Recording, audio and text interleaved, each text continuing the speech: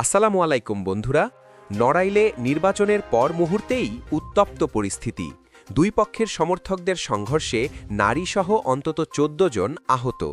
এই ঘটনার পেছনে কি আছে, কারা দোষারোপ করছে কাকে, পুরো আপডেট জানতে ভিডিওটা শেষ পর্যন্ত দেখুন।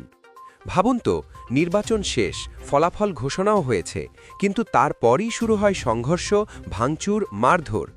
একই এলাকায় দুই পক্ষের সমর্থকরা মুখোমুখি, আর তাতেই রক্তাক্ত নড়াইল। ত্রয়োদশ জাতীয় সংসদ নির্বাচনে নড়াইল ২ আসনে পরাজয়ের পর বিএনপি সমর্থিত প্রার্থী এবং বিএনপির বিদ্রোহী প্রার্থীর সমর্থকদের মধ্যে ভয়াবহ সংঘর্ষের ঘটনা ঘটে।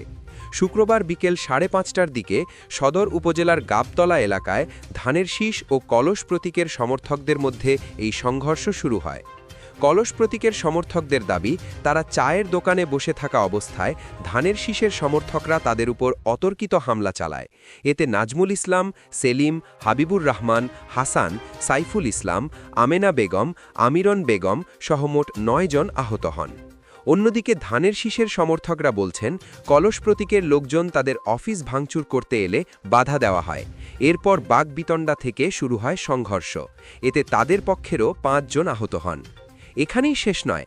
বিশ্বস্ত সূত্রে জানা যায়, রাতে নড়াইল সদর হাসপাতালে চিকিৎসাধীন আহতদের উপর আবারও হামলার ঘটনা ঘটে। পরে সেনা ক্যাম্পের তৎপরতায় পরিস্থিতি নিয়ন্ত্রণে আসে। এই নির্বাচনে নড়াইল ২ আসনে বেসরকারি ফলাফলে জয়ী হয়েছেন জামায়াতের প্রার্থী আতাউর রহমান। তার নিকটতম প্রতিদ্বন্দ্বী মনিরুল ইসলাম এবং ধানের শীষের প্রার্থী AZM ফরিদুজ্জামান উল্লেখযোগ্য ভোট পেলেও জয় পাননি। আর এই পরাজয়ের জের ধরেই কি এমন সহিংসতা, সেটাই এখন বড় প্রশ্ন। থানা সূত্র জানিয়েছে, বর্তমানে এলাকায় পরিস্থিতি স্বাভাবিক আছে এবং ঘটনায় আইনগত ব্যবস্থা প্রক্রিয়াধীন রয়েছে। বন্ধুরা, আপনারা কি মনে করেন, নির্বাচনের পর এমন সহিংসতা কি কখনোই গ্রহণযোগ্য? আপনার মতামত অবশ্যই কমেন্টে জানান। ভিডিওটা তথ্যবহুল মনে হলে লাইক দিন, বন্ধুদের সাথে শেয়ার করুন।